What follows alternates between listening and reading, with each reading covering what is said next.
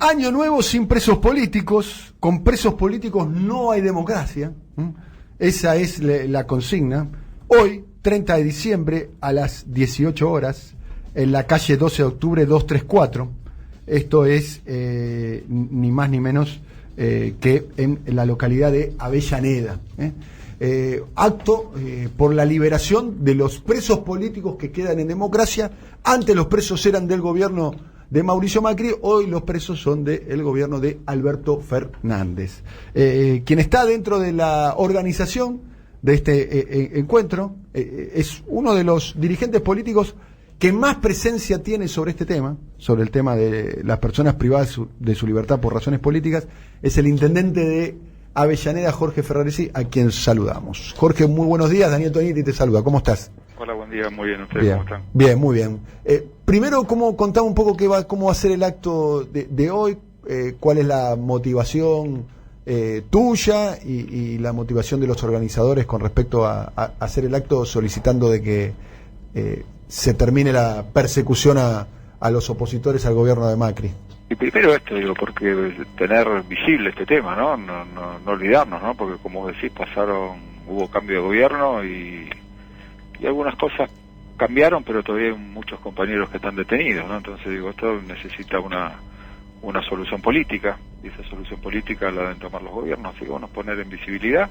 En realidad es una autoconvocatoria, digo, que ya no sabemos cuántos compañeros van a ir, muchos están anunciando, muchos lo siguieron en redes, digo, lo que no tenemos que hacer, quitar este tema de la agenda, es un tema que nos preocupa, un tema del cual no vamos a descansar hasta que esto se resuelva, y siempre los más activos son los familiares, ¿no? Así que digo, y también digo, hemos hecho muchas acciones, pero desde lo individual, desde distintos sectores, ¿no? Un poco aislado, y creo que es momento de que nos juntemos todos y empecemos a poner en visibilidad la cantidad de dirigentes que están con este tema, la cantidad de artistas, la cantidad de distintos sectores de la sociedad, de la comunidad, con representatividad que les preocupa, por empezar a ponerlo en visibilidad. Y esperemos, bueno, poder resolverlo rápidamente, y si no, bueno, cada fecha simbólica estaremos haciendo esta convocatoria para no olvidarnos de que todavía en democracia tenemos presos políticos. Bien, cuando hablas de presos políticos te referís puntualmente, bueno, a Devido, tiene prisión domiciliaria, a Amado Vudú, a Milagro Sala, a Luis de Liga. Ustedes están reclamo que dicho sea paso nosotros compartimos en este programa, que siempre le dimos espacio a todas las personas detenidas, históricamente lo venimos haciendo desde Milagro Sala, que fue la primera, y lo hacemos de modo periódico, que conversamos con ellos, lo hacemos públicamente, conversamos públicamente en nuestro programa de radio, y lo hacemos también de modo privado, además de que los vamos a visitar y demás.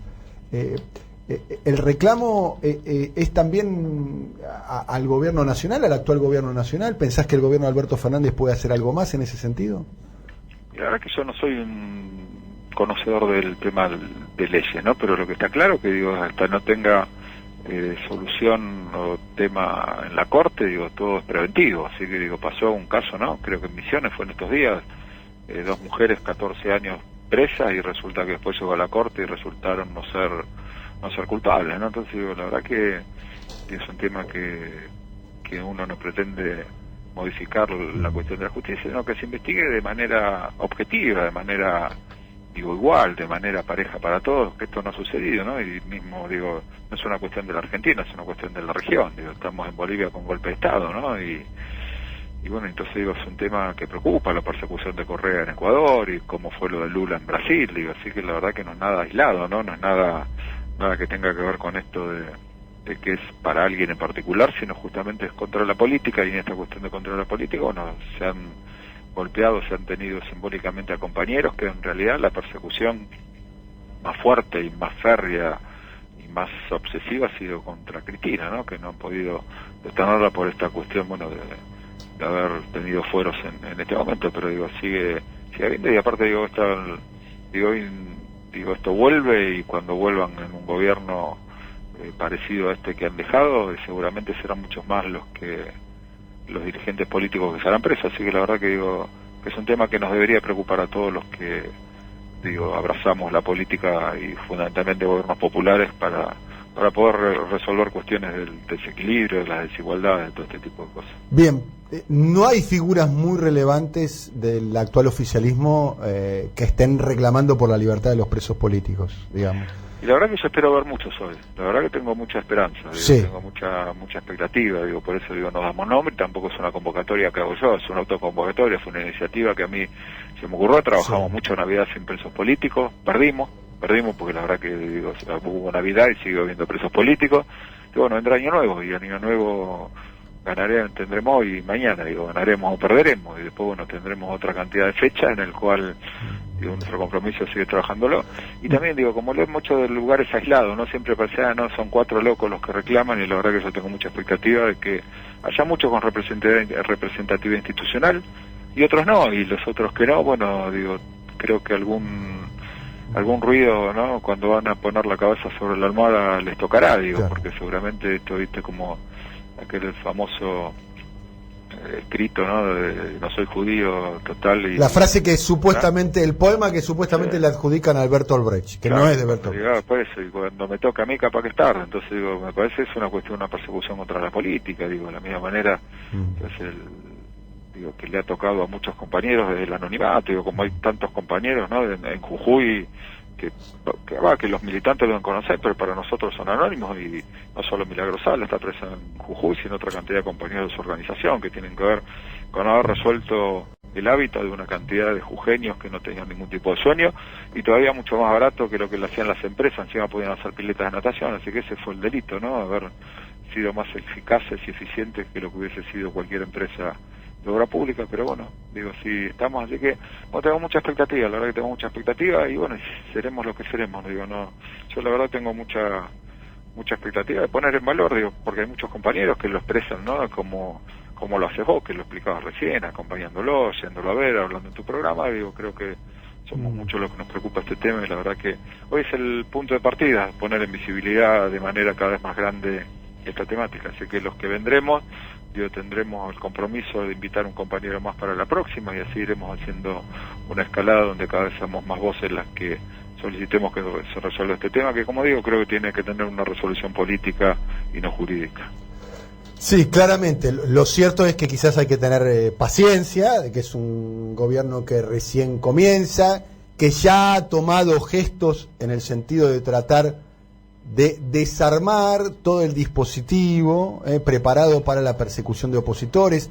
Creo que el gesto más importante, no sé si coincidís, Jorge, estamos hablando con Jorge Ferraresi, intendente de Avellaneda, es poner como interventora a la doctora, a la fiscal, Cristina Camaño, en la Agencia Federal de Inteligencia, en lo que era la ex-CIDE.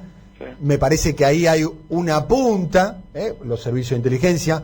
Todavía no se conoce cuál es la reforma que quiere disponer el gobierno de Alberto Fernández en la otra punta, que es el poder legislativo, en particular los tribunales federales localizados en la avenida Comodoro Pi.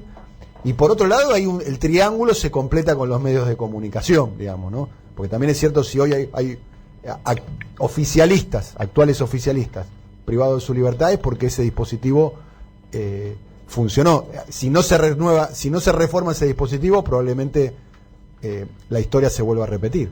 Sí, por eso tenemos muchas expectativas, no es que hacemos un grito al aire y no esperamos respuesta, al contrario, también lo hemos escuchado al presidente hablando sobre esta temática, la injusticia, ¿no? Y el tema de las prisiones preventivas, digo, sí, por eso digo, tengo mucha expectativa de que esto se resuelva, pero digo también, digo, no olvidarnos, ¿no? Porque digo, esto pasa y cuando uno naturaliza las cosas, ¿no? Después el tiempo pasó y nos olvidamos, así que bueno, esto, digo, yo vi el otro día ahí algunos tweets, creo que más de Lupi, ¿no? Decía que que nuestra forma de protestar era no levantar una copa el 31 a la noche, y bueno, y hemos podido encontrar este día del 30, donde nos vamos a encontrar y vamos a poner en visibilidad que hay compañeros que la pasan mal, digo, y que aparte que nos han representado, digo, políticamente en gobiernos populares de una manera inclaudicable, así que bueno, digo, con esta tarea, digo, que se nos ocurrió, y digo, bueno, la vamos a poner en valor, digo, y también el acompañamiento a familiares, ¿no? Desde Sí, los familiares la están pasando muy mal, ¿no? Muy mal, hay que por eso decir, digo, bueno, entonces porque digo, hay que decir, cuando una persona está privada de su libertad, este es un lugar común, pero está privado de su libertad también su familia, fundamentalmente. Mónica, por caso, la esposa de Amado Vudú, no tiene tuvo que criar a sus 2 hijos, a los 2 mellizos sola, ¿no? Mellizos que están a punto de cumplir 2 años, que casi la única vez que ven a su padre lo ven privado de su libertad, y demás, ¿no? En un juicio, además, el de Chicone, ¿no? Las únicas personas que quedaban privadas de su libertad fueron él y Núñez Carmona. No sé, impresionante cómo el poder económico además no es tocado, porque en el juicio surgió que Van der Brohe le pagaba el abogado a Van der Brohe, lo dijo Van der Brohe, no lo digo yo. Se le pagaba el abogado, se lo pagaba Jorge Brito, que es el banquero más importante de la Argentina.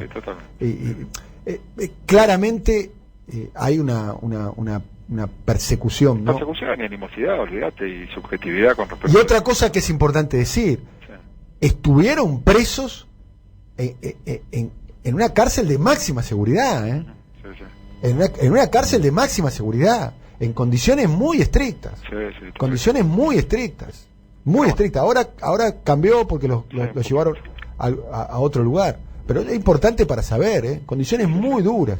Dicho sea de paso, esta es información que tengo, desde que asumió a Alberto Fernández, como se generó como una especie de vacío por las nominaciones, por los nombramientos y demás, las condiciones no mejoraron. Cuando yo pregunté, ¿mejoraron? No, empeoraron. Este es un detalle para que entienda, espero que esto lo escuche algún funcionario que esté cerca de Alberto Fernández. O sea, las condiciones para las personas que están detenidas en este momento, durante el gobierno de Alberto Fernández, empeoraron con respecto al gobierno de Macri. Esto me lo dijo ayer una persona privada de su libertad. Privada de su libertad. Me lo dijo, ¿por qué? Y porque acá nadie sabe qué va a pasar. Como no están los nombramientos, se genera como una especie de vacío. Esto es lo que está pasando. Y la semana que viene estaría iniciando una huelga de hambre uno de los presos. También es otra información, no puedo dar precisiones. Esta es la situación de lo que está pasando ahora. Honestamente, antes pasaba bajo el gobierno de Mauricio Macri, hoy está pasando bajo el gobierno de Alberto Fernández. Te quiero hacer una pregunta puntual, estamos hablando con Jorge Ferraresi. ¿Qué interpretación haces de lo que sucedió el viernes en la legislatura de la provincia de Buenos Aires, más precisamente en el Senado? Antes, quiero pasarte un audio de la entrevista que hizo ayer el periodista Jorge Rial con el gobernador de la provincia de Buenos Aires. Decían esto. Dale. No lo puedo comprender. Me parece que era una semana importante para que la jefa de la oposición, una semana más, hasta que se voten las leyes, acompañe. No sé si sabía algo, no sé si esperaban algo. Te digo lo que experimenté yo. El martes mandamos la ley para que la estudien, se la mandamos a la oposición. Hasta el jueves no hubo una discusión, está bien ponerle que la estaban estudiando. Hubo una mesa de negociación que después se convirtió en otra, en 2 mesas, porque había una cuestión de cargos y una cuestión de leyes. Nos sentamos en las 2 mesas, empezamos a discutir. A la 1:30 de la mañana del día jueves había 8 puntos que trajo la oposición, que nos dio, los empezamos a ver. ¿Eran muy locos? No, eran razonables. ¿Eran razonables? Sí, o era un punto de partida para llegar a un acuerdo. Yo creo que en 20 minutos lo acordábamos, pero no aparecieron más. En la Cámara no aparecieron más. En la Cámara Legislativa, sí. ¿No? En la Cámara en la Cámara de Televisión. Ahí sí aparecen. Claro. Esto es lo que sucedía en el día de ayer en el programa Debo Decir de la Señal América, el diálogo de Jorge Rial con Axel Kicillof. Jorge, ¿cuál es tu opinión de lo que sucedió el viernes en el Senado?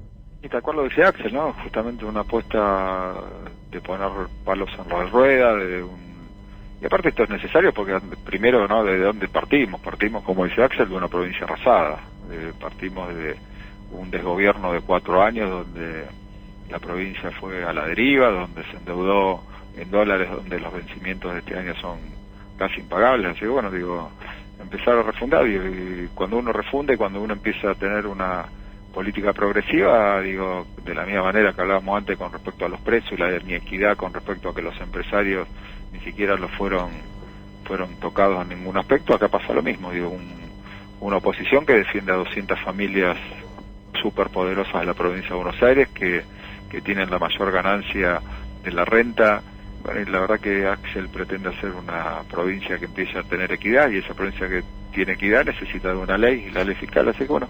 ¿Y qué crees que pasó, digamos, ahí? Porque teniendo en cuenta que a lo largo de los 4 años María Eugenia Vidal no tuvo dificultad para conseguir las manos que le faltaban en la legislatura, por caso, según la Constitución de la provincia de Buenos Aires, se necesitan 2/3 de ambas cámaras para aprobar el endeudamiento. Y no tuvo problemas, digamos. ¿Cuál es la razón por la cual ahora sí? No tuvo problemas porque hubo compañeros que acompañaron ese proceso. Digo, ni mal ni bien, fue un dato de la realidad.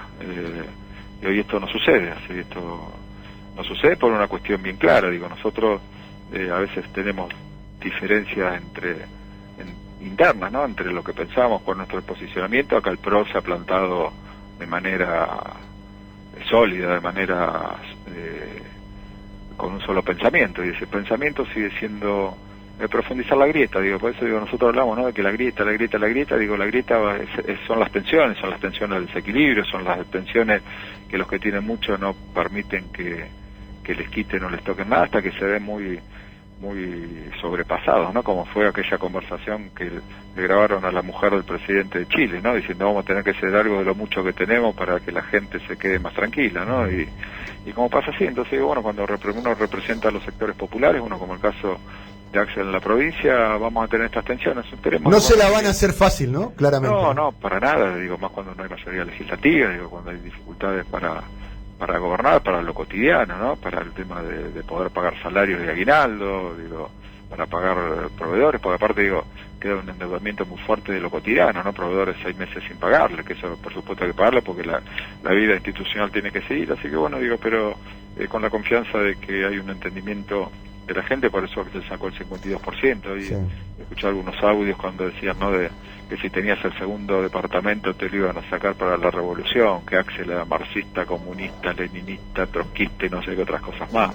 Pero bueno, digo, la realidad, digo, se va a ver en estos días y aspiramos a que se reflexione, digo, pero también como decía Axel, digo, los 8 puntos que ellos plantearon ya no tienen más nada para plantear, ¿no? Porque lo explicaba muy bien Axel, digo, los 8 puntos que ellos plantearon eran tenidos en cuenta con respecto a la modificación, así que bueno, tendrá que haber ley. En la negociación, digamos, en esos casos, también obviamente, bueno, vos apoyame en la aprobación de la ley, y están los puestos de directores en el Banco Provincia, los puestos en la Defensoría del Pueblo, los puestos en los organismos de control. Hay una negociación, digamos, política, no... Sí, existe esa negociación. Sí. Siempre existió. Digo, el tema... Bueno, ¿cuál es el sentido, no? Digo, por eso me parece que a veces... Digo, se hablaba de la nueva política, eso es parte de la vieja política que existió siempre, ¿no? Digo, el tema de te doy esto, dame el otro, digo, donde no hay discusiones ideológicas, donde hay tensiones, ¿no?, en función de lo que uno puede complicarle al otro, así, bueno, pero aspiremos que esas son las reglas de juego que están establecidas en la legislatura y bueno, serán las que se aplicarán como para resolver la cuestión, así que aspiramos a tener ley en esta semana. ¿Le faltó a Axel un poco de muñeca política? No, creo que Axel está poniendo cuál va a ser su filosofía. Digo, no tiene que ver con la política. ¿Y qué tiene? A ver, me interesa el término esto, porque muchos están diciendo, ¿no? Están diciendo, che, estuvo un poco verde Axel, digamos. ¿Cómo convoca a una sesión si no tiene las manos suficientes como para aprobar una ley? No, pero esto que vos decís, ¿no? Donde decís qué cosas se negocian en una ley, está bueno que lo sepa la gente. Está bien. ¿No? Pero a mí no me parece espurio, podría no haber, esto pasa todos los años de todos los gobiernos. Sí. Digo. Entonces digo, está bueno que la gente sepa, digo, que no se discuten posicionamientos ideológicos en esta cuestión de las leyes, se discuten otras cuestiones que tienen con interés y no está mal, digo, porque digo, también digo, existen los partidos políticos, sí, existen las estructuras, existen, digo, una cantidad de gobiernos locales que el PRO perdió, una cantidad de diputados que no pudieron ser, tuvo una estructura de ministros que dejó de ser, por supuesto, digo, que aspiran a seguir estando en estructuras políticas, no está mal, digo, pero también digo que la gente tenga claro que esto es parte de lo que se viene hablando. La última pregunta sobre este tema y después quiero preguntarte de Avellaneda. Estamos hablando con Jorge Ferraresi, el intendente de Avellaneda. Nosotros decimos acá, lo decimos incluso antes de que sea electo gobernador Axel Kicillof, y alguna vez lo hemos conversado con vos también, de que Axel es como un virus en la Matrix, y la Matrix sería como el sistema de representación política de la provincia de Buenos Aires. Alguien que viene como de afuera con otras prácticas, con otra mirada, a poner en duda ciertos acuerdos y demás.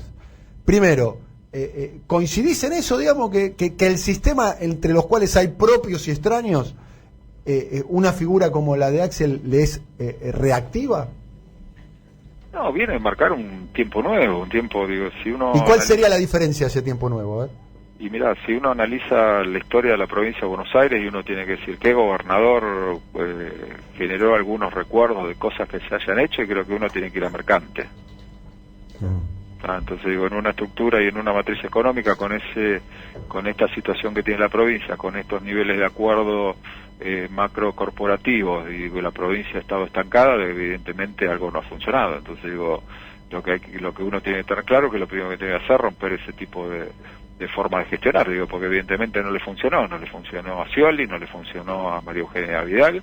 Bueno, y Axel aspira a ser justamente un gobernador que trascienda, que refunde la provincia de Buenos Aires, porque la provincia de Buenos Aires hay que refundarla, digo, no es una cuestión menor, y en esa refundación hay que poner valores, y esos valores creo que son los que Axel plantea en esta primera etapa, y la verdad que me parece perfecto. Uno puede ganar o puede perder, digo, pero también poner de cara a la gente cómo son los temas me parece que es clave, porque uno también, digo, cuando toma decisiones de estas características necesita el acompañamiento de la gente, ¿no? Porque si uno se queda únicamente en la negociación legislativa, digo, se aísla y ahí puede ser que pierda, pero cuando la gente toma valor y en un apoyo más del 52% de los votantes de la provincia de Buenos Aires, y después de 4 años de gobierno, me parece que creo que ha sido el camino correcto y lo han marcado de manera perfecta. Jorge, buen día. Eduardo Fabregat te saluda. ¿Cómo te va?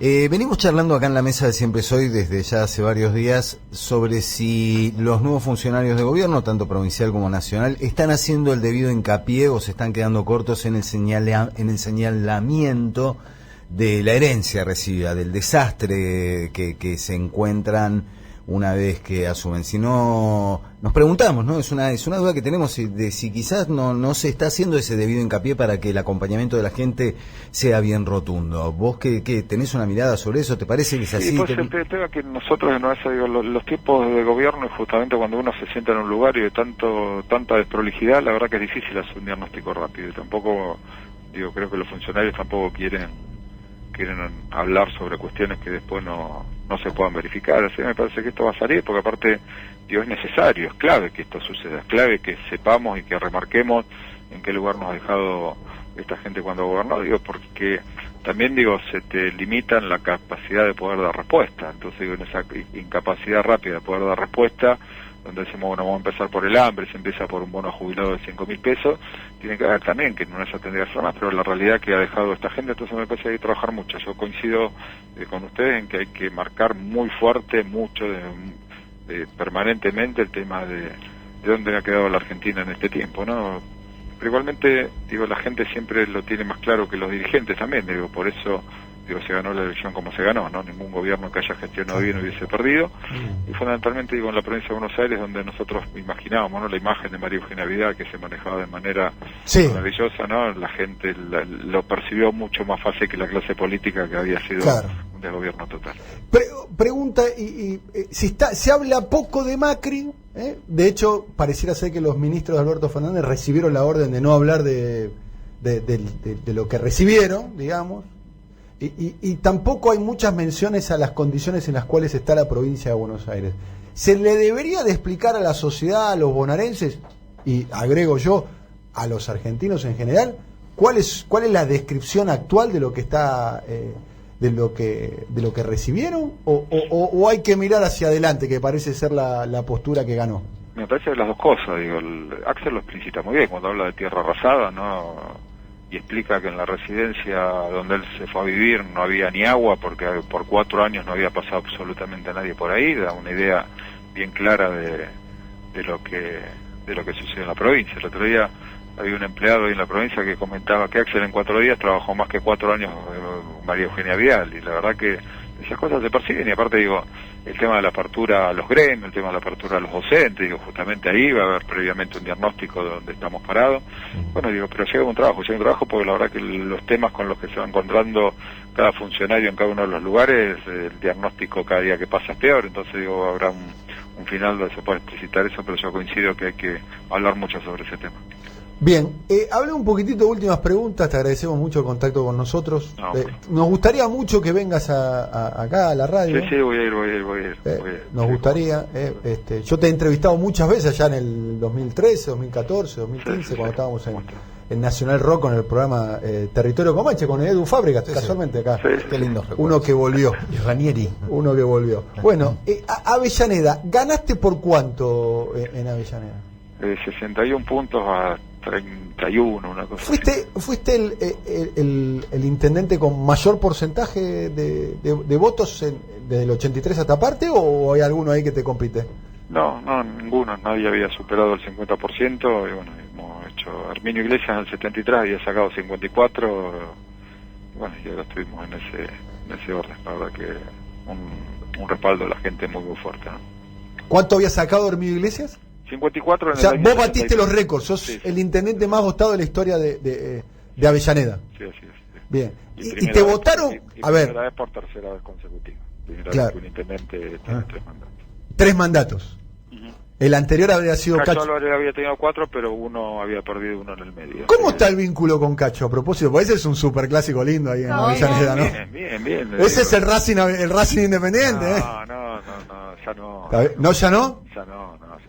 Nada, digo, yo lo respeto, digo, porque digo, aparte Yo, conste, voy a decirlo públicamente. Sí. Voy a hacer una infidencia. Conste que vos siempre, a las veces que yo conversé con vos de modo privado, hablaste con mucho respeto de Cacho Baldomero. Sí, pues yo soy Mucho un tipo, respeto, un tipo agradecido, digo, porque Sí. la verdad que a mí me dio la oportunidad de poder ser intendente interino, y creo que si no hubiese tomado esa decisión yo no estaría hoy acá, así que uno, digo, tiene que ser agradecido en el momento. Después tuvimos diferencias, digo, visiones distintas, métodos distintos, pero digo, hoy podemos tomar unos mates, saludarnos, hablar. ¿Se juntan a tomar mate? Y alguna vez, poco y nada, pero... Cada tanto. Sí, no, poco más nos hemos encontrado en algún lugar Claro. a tomar un café, digo, y es algo que tengo pendiente yo, digo, no es por cuestión de él, digo, cuestión mía, lo mismo con Luis Agol, que fue intendente, digo, yo tengo, digo... ¿Sagol es intendente?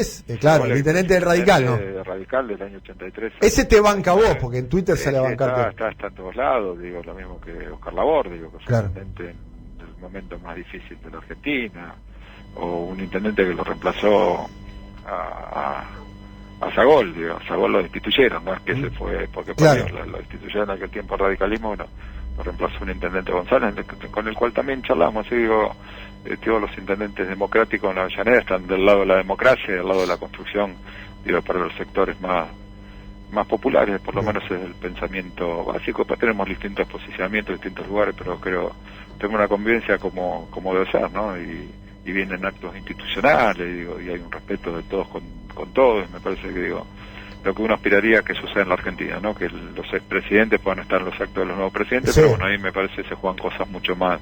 Y hubo un potentes. poco, se juntó con Duhalde, ¿no? Que tengo entendido que le ofreció, Alberto le ofreció la embajada en España. Después se saludó con Carlos Saúl Menem. Carlos Saúl Menem se incorporó al bloque del oficialismo, ¿no? Hay gestos que se están armando, ¿no? Y me parece que sí, digo, porque aparte digo hay que analizar... Es una grieta que hay que cerrar esa, ¿no? Primero la interna, digo, ¿no? Porque si uno no resuelve la interna, digo, porque la interna de algún lugar filosófico partimos de Perón, y si partimos Claro. de Perón, alguna cuestión, digo, por la piel nos debe estar pasando, digo, Sí. mismo por el cual empezamos a soñar en la transformación política. Después, bueno, cada uno tomó lo que pudo, hizo lo que le pareció, y a veces no perjudicando al conjunto, no a veces toma decisiones que no beneficia, que perjudica, digo, lo que sé. Bien. Y uno tiene que tratar de siempre favorecer a un sector que, digo, bueno, como es el de ahora, ¿no? Los más vulnerables, los que menos tienen, los que menos pueden, pero también de transformar esa Argentina para que eso no vuelva a suceder. Jorge, ¿por qué? Si sacaste 61% de los votos, es que te votaron los macristas también. ¿Cómo haces? Sí. Algunos macristas me han votado, sí. Algunos, me imagino, bueno, alguna persona que cortó boleta, me imagino, ¿no? ¿Cuánto sacó la boleta de Alberto Fernández? 52 y la de Axel 54. Claro, evidentemente hubo un corte de boleta a favor tuyo, digamos, ¿no? Sí, que eso es lo que hablábamos algunas veces estos días, ¿no? Porque con esto de lo que tiene que ver con la política, fíjate que vos tuviste, ¿no? ¿Te acordás cómo nos sacudieron cuando hicimos la Plaza de Venezuela? Sí, esa fue una pelota envenenada, te digo. Está bien, pero había que tener coraje, ¿no? Está bien, pero digo, porque es el coraje que tenemos de lo que pensamos y no lo ocultamos, como fíjate. Yo te dije. El tipo que más votos sacó en la provincia de Buenos Aires, el que posicionamiento ideológico más fuerte tiene. Mario Seco. Es Mario Seco. Claro. Entonces, digo, yo creo que cuando uno al final la gente te respeta, porque aparte digo, gestionamos bien, digo, lo claro. bien, entonces digo, uno te puede permitir pensar distinto, te puede permitir ese tipo de cuestiones, pero después para lo cotidiano, para resolver las cuestiones todos los días te votan. Eso lo dicen todos, eso lo dicen propios extraños, que Avellaneda está muy bien gestionada, el espacio público pero y demás. Si nosotros hubiésemos tenido un asesor de imagen, no hubiésemos hecho la Plaza de Venezuela, Mario Seco no diría las cosas que dice. Yo te dije que no, no convocaría esta cuestión, no hubiese ido a ver a los presos políticos durante todo este tiempo, ¿no? Entonces digo, yo creo que siempre uno tiene que, con su pensamiento y demostrar, ¿no? Digo, con el tema del pensamiento, ver qué tipo de gestión es capaz de hacer. Y por eso digo, a veces me dicen, con esta cuestión del voto, ¿no? Hay gente que me dice, yo estoy de acuerdo con lo que usted hace, pero no con lo que usted piensa. Y yo le digo, hago lo que hago porque pienso como pienso. Entonces digo, es una cuestión no contradictoria. Pero bueno, digo, a veces la gente lo entiende así. Jorge, te mandamos un abrazo muy grande y esperamos verte acá en el estudio en el 2020. Nos vemos pronto. Un abrazo grande. Ustedes éxitos y bueno, gracias por eso. Un abrazo muy grande. Jorge Ferraresi, hablando absolutamente de todo, va a tener mucha repercusión lo de Cacho Baldomero. Ese abrazo, ¿sabes? Amo ese recuerdo. Yo quiero que se junten a hablar, yo me quedo callado, no interrumpo, imagínate. Bueno, hoy convocatoria en Avellaneda a las 18 horas. Recordemos, Daniel, que hoy es el primer aniversario de la muerte de Héctor Timerman, hablando de perseguidos políticos en la Argentina. Claramente. Perseguidos con una hazaña... hazaña pocas veces vista. Sí. Pocas veces vista. Una hazaña de... el Viva el Cáncer reloj. Sí, 50 años, 55. El Viva el Cáncer 2.0. Porque fue eso, básicamente. El odio. Le negaron hacerse un tratamiento. Le negaron la posibilidad de viajar a hacer un tratamiento que seguramente le podría llegar a haber dado, hay que decir, hablemos con precisión, alguna sobrevida. En una situación, según describían las personas que estaban cerca de Héctor Timerman, una situación de salud muy precaria. Le negaron la posibilidad de eso. Amén de que es algo que no se puede determinar con precisión, o por lo menos no lo puedo hacer yo, de cuáles fueron las consecuencias en su salud de la persecución. No importa eso, nadie puede impedirle a un ser humano decidir con su tratamiento lo que a su juicio mejor le parezca. Y él no estaba impedido legalmente de viajar, se lo impidió de modo ilegal.